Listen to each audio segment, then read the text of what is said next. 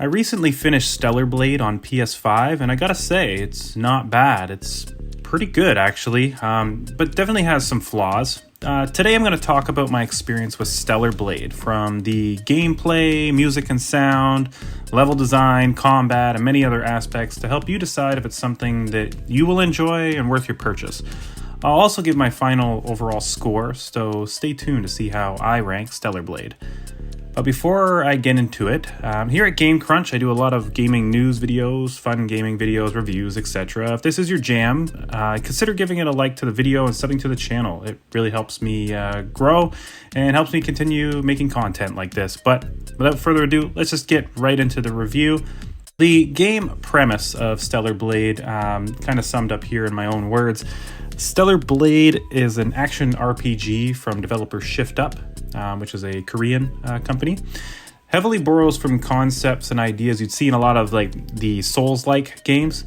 The story follows Eve, who is basically, I like to think of her as like a super soldier who is sent down to Earth to eliminate Naytibas, as they're called, specifically the Alpha Naytibas.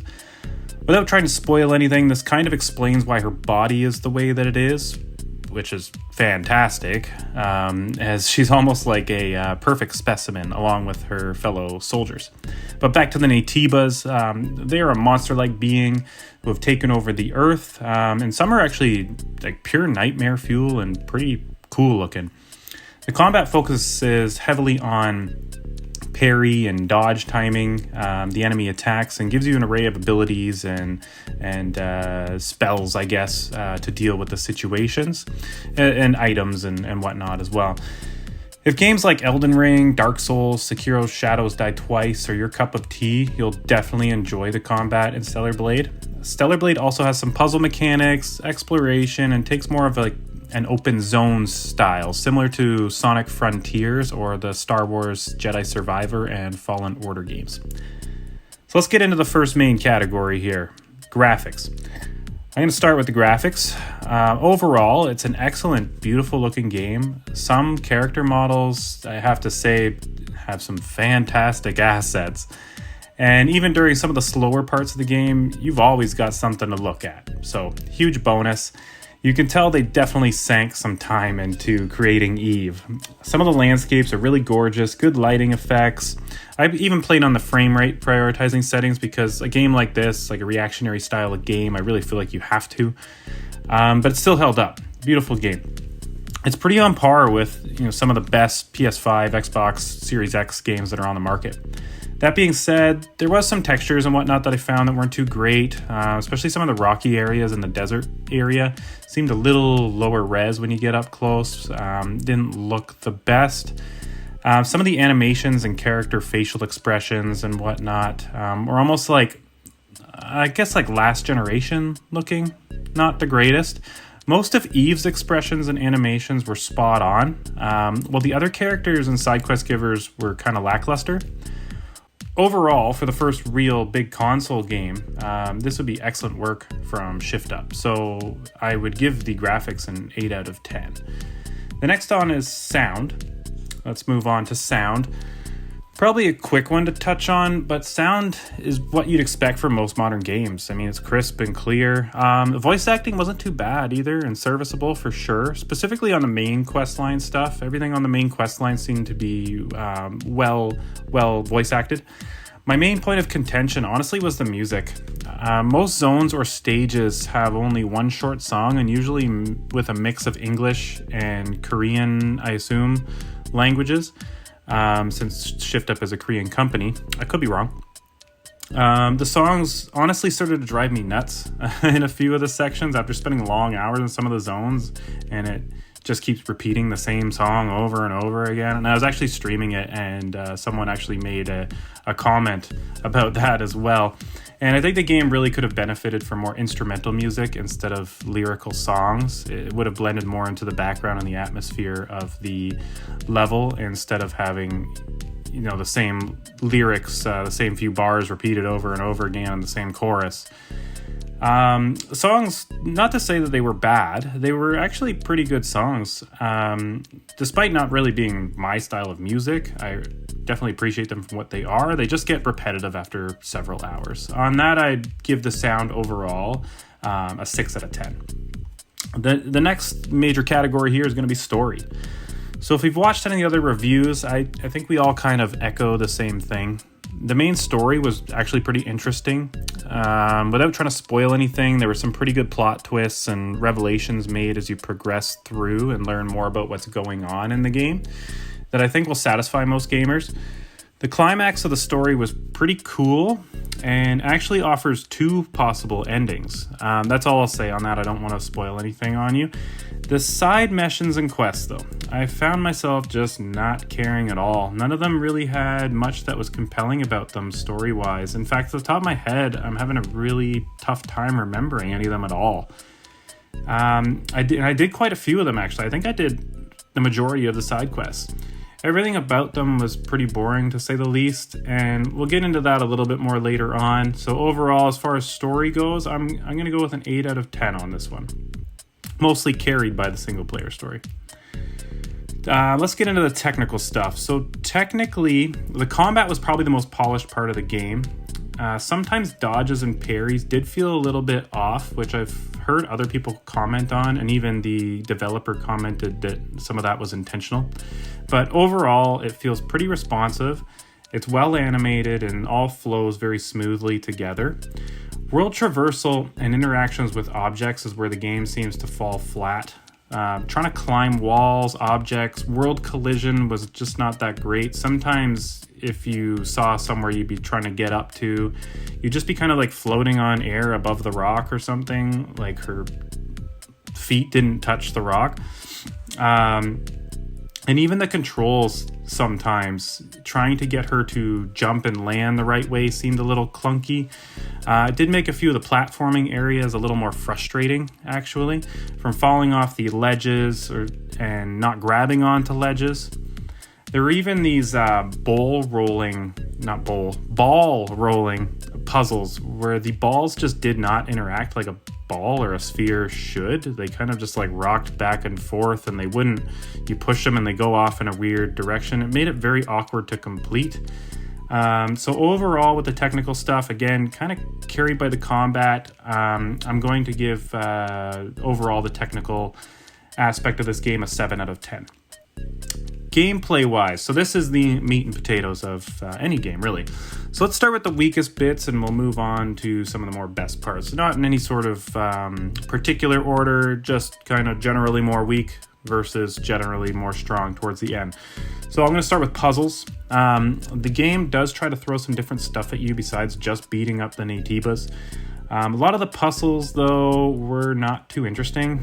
A lot of the treasure chests in games, they'd be locked and you'd have to do a basic puzzle like connecting pipes or pressing the correct direction on the D-pad in order to unlock them within a time frame. Some of the story and gameplay puzzles did stand out as pretty neat. Like one time I had to shoot and knock down a bus from a broken bridge to enable to actually climb up onto the broken bridge. I was trying to figure out how to do it, and I just shot the bus and it fell down. I was like, oh, cool. And then there was a laser reflecting puzzle that reminded me of the light bouncing puzzles in Zelda, which I thought was pretty neat and a bit of a throwback to some of my favorite games that I love. Let's get into side quests. So side quests, as I mentioned earlier, were not very interesting, and most were just go here and find this thing on the map that I've highlighted exactly where it is. So there was really no challenge. You just go exactly on the map and pick up the thing exactly where they're telling you to get it. And there's like a beacon to show you where it is. So it's just run from one spot to the other. Or just basic stuff like go here, talk to this person. Go here, kill 10 of these Naytibas. Few quests really deviated far from these basic ideas. The next section here is exploration. I found certain parts of the world looked really cool and I wanted to check it out, only to get there and find out there's really not much going on. The game does not allow for much wall climbing or trying to platform up to areas, and when it did, it was kind of clunky. So I found myself confused at times if I'm actually supposed to like go up there, if I actually can get up there, or if it's just for decoration. Most of the time I've ended up finding it was just kind of decoration. Once I got so far in the game, I started to realize there wasn't actually too much to explore or much reason to. Even the zones and areas where I did find a way up, usually I would just get basic crafting materials, which were used for making additional suits for Eve.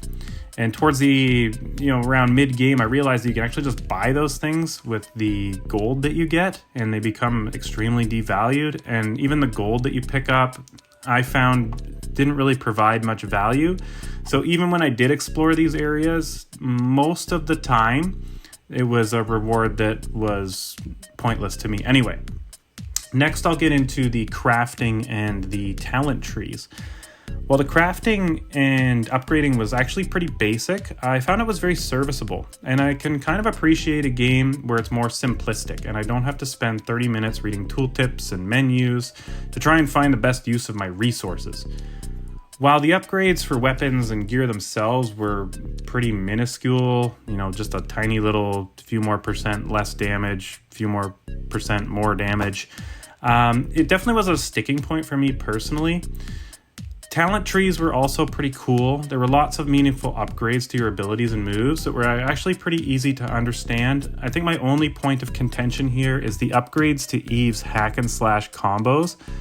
There were a lot of them, and I just couldn't remember when to use them or how to use them or if they even existed half of the time. A lot of press this button at this certain scenario or press this certain button combination. It was all very overwhelming, and honestly it would probably take a few playthroughs before I really got the handle on most of it. And we'll get into the last section here as far as gameplay is concerned, which is the main thing, the combat. And this is where the game shines. Though I'm not a huge fan of Souls games, like that Souls-like combat, it definitely still was the best part.